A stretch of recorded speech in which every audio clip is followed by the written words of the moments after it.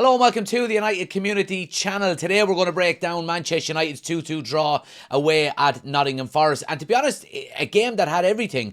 You know, collapse, a bit of quality at the end to salvage a point, controversy as well with the corner that was never a corner pretty much. But there's loads to get into, guys. We're going to talk, of course, about the 5-minute meltdown after half-time for Manchester United, the worrying form of Diogo Dalot, and the bright start to his Manchester United career for Bryan and Mbeumo. If you're new here, please do subscribe, smash a like on the video, and let's jump right into it.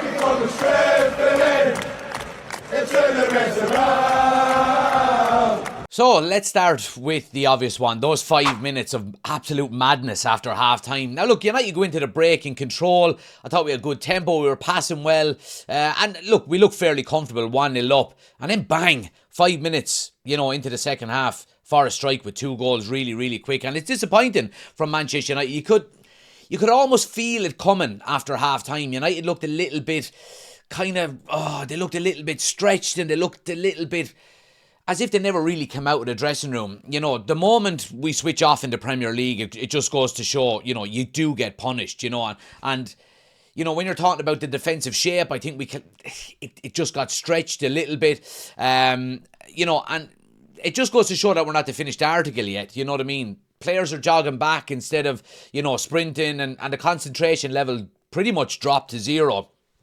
And I think this is where leadership matters, to be quite honest with you. Somebody's got to get a hold of him, when you realise after a minute or two that, this is not going well here in the second half. It's not about tactics at all here, really. It's about mentality and leaders standing up and taking control, really.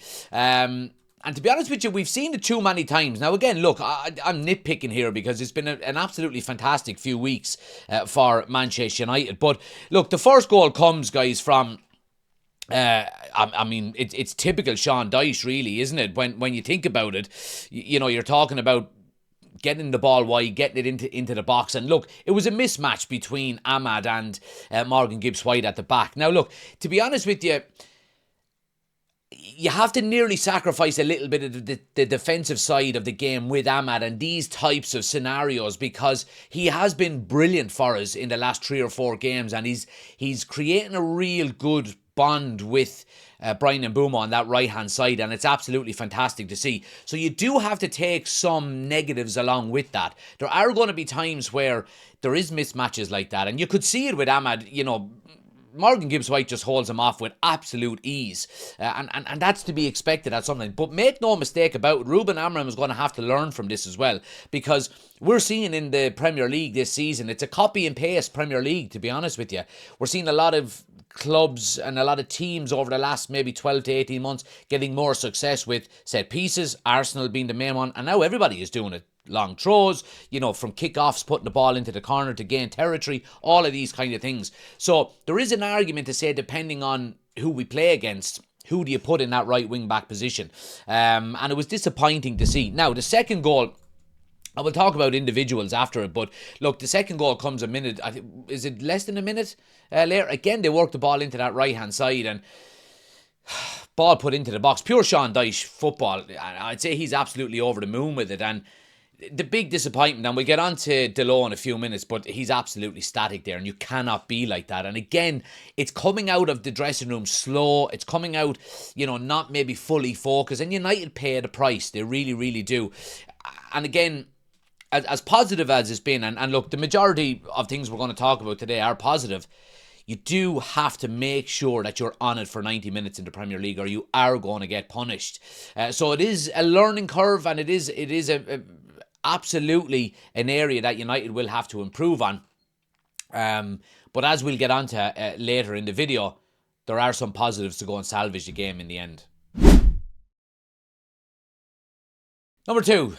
Diogo Dalot. Now, look, we've got to talk about Diogo Dalot, because honestly, it's becoming a real concern for Manchester United. He's been really poor. It's got to be said, and he looks completely out of sorts, to be quite honest with you. Defensively, he looks shaky. He's caught out of possession far too often, and he just doesn't seem confident going forward anymore either. Now, look, against Forest, he was all over the place for the second goal. There's absolutely zero awareness of runners. There was no real aggression in going and trying winning the ball either. And this is a guy that we've got to remember won Players' Player of the Year, I think, 2 seasons ago. And it's just completely fell off a cliff since then. It's a really, really big concern, to be quite honest with you. Dalot is a decent player, technically. And I thought in the first half against Forest, I thought some of his defensive work was really, really good. He swept around a couple of times, made some good clearances, made a couple of really good headers in the first half to clear the ball from United's penalty area. But it's his lapse in concentration that's absolutely killing us. And look, it's not good enough for Manchester United. It really, really isn't. And I think Amorim needs to make a serious call on it here. I really, really do, because we've got other options there. Now, I understand that there is an argument to say he's playing at left wing back is not his natural position, and I completely agree with that. But I also think there's an argument to say that when you play a right footer at left wing back, it unbalances the team a little bit. His confidence in going forward is pretty much non-existent. Every time he gets into advanced positions, he tends to stop, put his foot in the ball, turn back and go backwards or go sideways rather than really driving. When you see Ahmad on the other side at right wing back, when he gets on that ball, he is going. And now he's a left footer, but he likes to cut inside. You don't see that from Dalot, and the natural defensive tendencies from him are there. It's far too safe from him, to be quite honest with you. Look, I think a big decision has to be made here. Obviously, you've got Dorgu on that left-hand side who is, still quite raw and has got a lot to learn, but I think gives you natural balance with a left foot. He's got to improve his final ball as well, Dorgu does, but I think he gives a lot more energy. I think he's more aggressive defensively. And look, I think he's just a better option than Diogo Dalot at the moment. If this continues, it's going to cost us more points. It really, really is. I just can't see how Rúben Amorim can continue to trust him when he continues to make these types of mistakes. And look, his mentality is good. He's the utmost professional. He wants to improve, and supposedly he's one of the best, professionals and trainers at Manchester United. But that means fuck all, really, if you're not good enough to play in the team. So look, a major decision has to be made by Rúben Amorim in the next week or two, especially after the international break when we go on a big run of games between then and Christmas. Does Diogo Dalot stay in the team? I think he's got to be a backup at this stage. Number 3, Bryan Mbeumo. Now, onto the positives. You've got to say what a start he's made to his Manchester United career. 5 goals and 1 assist from 11 appearances is a fantastic return already. Look, he brings energy, he brings pace, he brings, real quality into that Manchester United team. And I've got to say, I've been absolutely delighted with him. I really, really have. That directness that we've been missing for so long in that forward line is absolutely fantastic to see. Every time he's on the ball, you can see instantly the defenders are backpedaling. And that's what you want to see from a modern wide forward, and especially a Manchester United player, putting players on the back foot all of the time, advancing the ball up the field, getting supporters off of their seat. This guy does that in spades. He has been by far the best signing that we've had so far, obviously from the summer transfer window. Now, that's not to say the other ones have been poor, because they've all had really, really good starts to their Manchester United career, but he is absolutely the standout.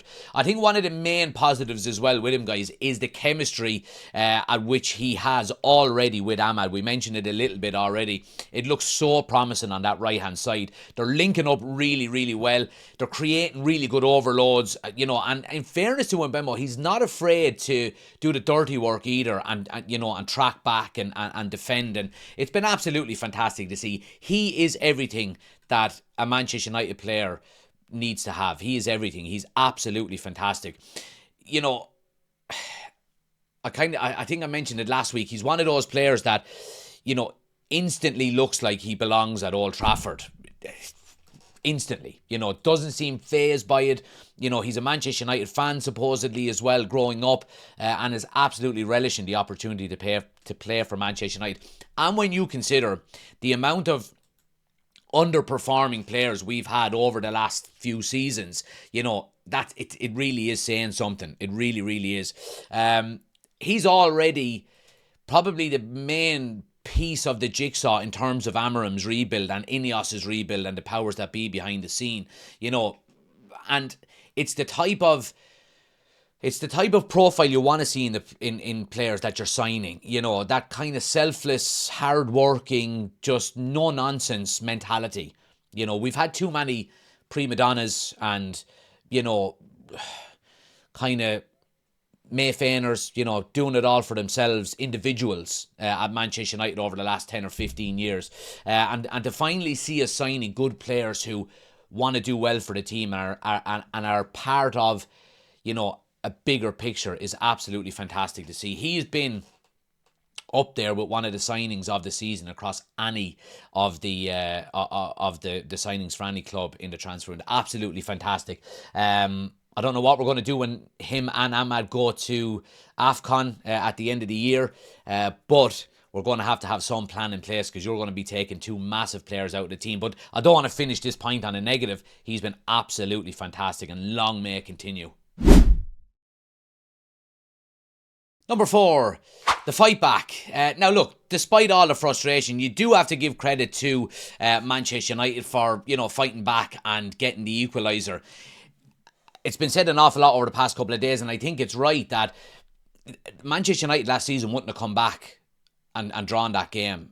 They wouldn't have come back and won that game. They would have got bet, 2-1, 3-1 probably by the end of it. But look, Amad Diallo's equaliser, an absolute thing of beauty. It really, really was. What a fantastic strike from him. The technique, the timing was absolutely brilliant. And in fairness, that's what he is capable of when he's given the confidence to play and the opportunity to do so. Again, look, we've mentioned him a couple of times already.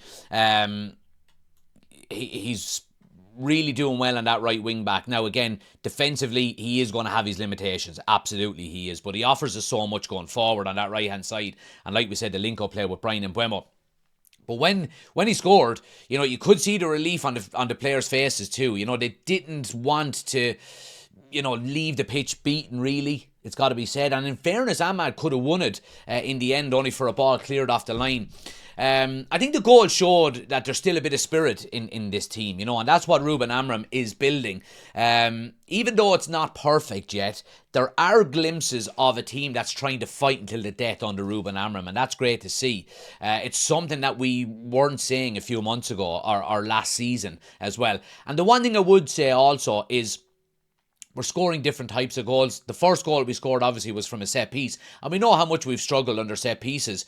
One of the lowest scoring teams in terms of set pieces in the past few seasons. So it's good to see that we are scoring different types of goals. If you look over the past 3 or 4 games now, there's different types of goals. There's goals being sniffed out in the 6-yard box, like Sesko's one against Sunderland. You're seeing great goals from the likes of Cunha from outside the box, Bryan and Mbeumo cutting in, set pieces from Casemiro, so on and so forth. It really is good to see. So, again, look, we're taking the positives here. Disappointing result in the end, but like I said, the Manchester United team of last season and the season before would have probably gone on to lose that game. So it's good to see that we're showing a little bit of fight going forward. And number 5, Rúben Amorim. Now, look, let's talk about him. I really, really do like the direction that he is taking us in the last few games. The structure is absolutely clear. There's more intensity. There really is more intensity there, it's got to be said. And some of the football in the first half against Nottingham Forest was good. It's got to be said. It was good. But we have to talk about that 5 minutes in the second half and the kind of in-game management that goes with it. Now, I'm hearing an awful lot over the past couple of days, and obviously you are going to have the extremes, especially online, that the 5 minutes after half-time, that's where the manager earns his money, and, the players looked under-prepared coming back out at half-time, and that can't happen, and some people may be blaming Amorim for it. Now, look, Amorim's system relies on intensity, it relies on, pressing, good structure, and when you do have dips in that, we are probably a bit easy to play through, it's got to be said. But I mentioned it in one of the earlier points there, that I think it's more of a player issue that we saw on the weekend with Manchester United, where they're coming out, they're looking slow, they're looking a little bit lethargic. And in fairness to Nottingham Forest, they started really well and started really heavy. I'm not laying the blame of that 5 minutes to Rúben Amorim, because we went in 1-0 up. It was a good first half. It was a case where, right lads, let's keep doing what we're doing. Don't start slow. And every manager is going to say that to a team going out. I would say it to my team, in amateur football, don't get cock hold in the second half. And that's up to the players then not to do that. You know what I mean? It really is. Now, look, we still know that Amorim is relatively early in his tenure, and you can't expect everything to be perfect overnight, and we absolutely still are a work in progress. And look, he'll know this himself. These lapses need to be cut out as quickly as possible if we're going to be closing the gaps on the teams that are in the top four. Absolutely. But I think what we've seen over the last 4 or 5 games, it has been absolutely fantastic. 3 wins and a draw over our last 4 games is absolutely brilliant. And, we go into a Spurs game on the weekend that is going to be a difficult one as well. But I do think on the back of the positivity we've had in the last 2 or 3 weeks, we can absolutely get something out of it. We really, really can. And look, I think Rúben Amorim himself will be relatively happy with what he's seen over the past 4 weeks, maybe 3-4 weeks, ever since the last international break. I think he will be really happy with what he's seen. I really do. So look, guys, there we go. They're my 5 talking points from the 2-2 draw with Nottingham Forest. Let me know your thoughts in the comments as well, guys. I want to know what you guys think. Who stood out for you? Are you worried about Dalot's form? Should he come out? How impressed have you been with Bryan and Mbeumo so far? Drop a like in the video if you'd enjoyed this breakdown. And like I said, if you are new to the channel, subscribe. We're on the road to 15,000 subscribers. We will be back with a live tonight, Monday, at 9 o'clock on YouTube. So make sure you're tuning in for that as well. Thanks for watching. Thanks for listening. Hope you have a great week, and I'll see you on the next one.